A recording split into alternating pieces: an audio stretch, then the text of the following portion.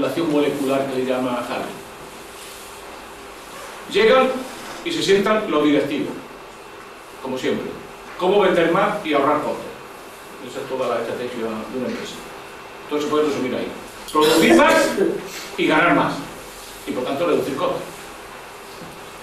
O sea, para ellos le importa un pito la necesidad humana, los obreros y tal. La idea es que al final, y luego por lo que luego diré, esto está mucho más acentuado en esta fase que en ninguna fase anterior. ¿Qué hace la General Motors? Dice, vamos a ver.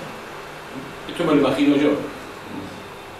Planifican y dicen, hemos perdido, se están vendiendo pocos coches. Por un lado. Y por otro lado, tenemos muchos costes salariales. Entonces, planifican recuperar, luchar por los mercados, que en Estados Unidos están siendo invadidos desde hace años por japoneses y por todos lados, y cogerían, entrarán los chinos con un coche que puede costar 7 o 8 mil euros, y ya van a ver quién compite con eso, ¿no?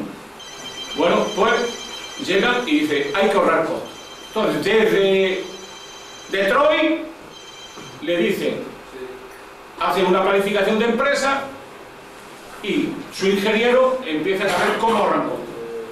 Entonces, lo que deciden es, entre otras cosas, reducir la producción de coches en Estados Unidos y producir más coches fuera de Estados Unidos. Y por tanto, golpear sólidamente a la clase obrera norteamericana y por otro lado, producir más, ¿dónde? Donde en este caso los salarios son más baratos. Y en ese contexto llegan a la conclusión que Delphi hay que llevársela, hay que cerrarla y hay que llevarse la producción pues a un país de los que están emergiendo de esto. Así de simple. Fijáis un poco, ¿ese qué es? ¿Qué lógica es esa? Es la lógica que llama, es la lógica del capitalismo, una lógica que es en sí misma más allá del territorio, pero que tiene efecto en el territorio. Es decir, que tiene consecuencias. ¿Por qué? Porque el territorio, tú antes lo has trabajado. Cualquiera que haya visto lo que era la minería en Asturias o las fundiciones en Bilbao y la gran empresa, ¿sí? Veamos cómo la industrialización de estas zonas se han hecho sobre un sustrato material, sobre una geografía. Han cambiado la geografía, han cambiado la población, han generado un mecanismo de desarrollo desigual en cada uno de los países. En España, ¿no? Ha industrializado Madrid, Cataluña, el País Vasco.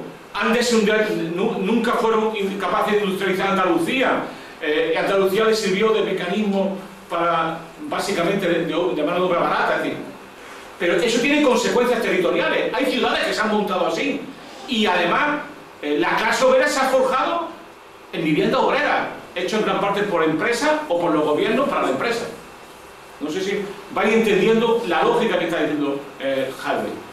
Pero vamos, esa lógica es contradictoria, dialécticamente contradictoria. ¿Por qué? Porque ¿qué hace el gobierno español cuando se va de aquí Delphi? Tienes que intervenir. Pero es que no se van. Se han perdido miles de millones invertidos, en gran parte, mucho de ellos, dinero público de la Junta de Andalucía, que se pierde una vez que esa empresa se va. Aquí tenéis otra, el caso de Linares, ¿no? Santana, ¿no? Tenéis otro ejemplo de esta historia. Bueno, ¿qué quiero decir con ello? Que Harvey considera que hay un poderoso mecanismo que hace que el imperialismo se den lógicas a la vez convergentes, pero también contradictorias, que a su vez tienen como mecanismo, como objetivo fundamental, impedir el famoso descenso de la tasa media de ganancias. ¿Por qué?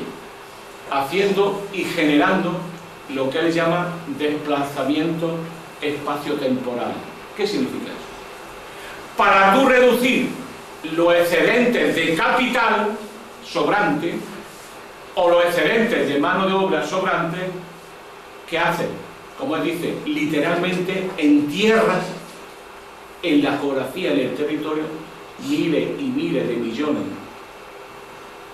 en este caso de euros, lo entierra, y al enterrarlo y esperar que futuramente den beneficio, tú estás impidiendo en esas grandes obras que la tasa media de ganancia descienda. Esa es la lógica que él quiere interpretar. Desde ese punto de vista, no tenéis nada más que, yo lo he traído para que lo veáis, dos libros, uno de Naredo y otro de Ramón Fernández Durán, que desde este punto de vista nada explicaría mejor esta lógica, este ajuste espacio-temporal, que las obras, las mega obras que hay en España desde hace años, y lo que podemos llamar el ladrillo. Eso explicaría muy bien todo esto. Es decir, la mega obra, el AVE, por ejemplo, el superaeropuerto de Madrid T4, que ha costado el doble que el AVE en Madrid-Sevilla, o los nuevos aeropuertos de Barcelona, o la gran autovía. España tiene por persona más kilómetros de autovía que cualquier país ya de Europa. España, claro, en los años, lo que se ha enterrado ahí, el dinero que se ha enterrado ahí. Pero a su vez, España en el año 2006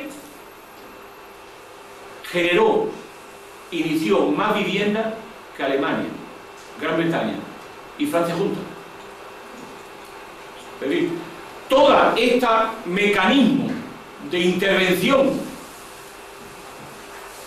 en el ecosistema, porque la geografía del ecosistema tiene como función fundamental conseguir que las leyes que llevan a la crisis, impedirla o al menos retrasarla. Por eso llama ajustes espaciotemporales.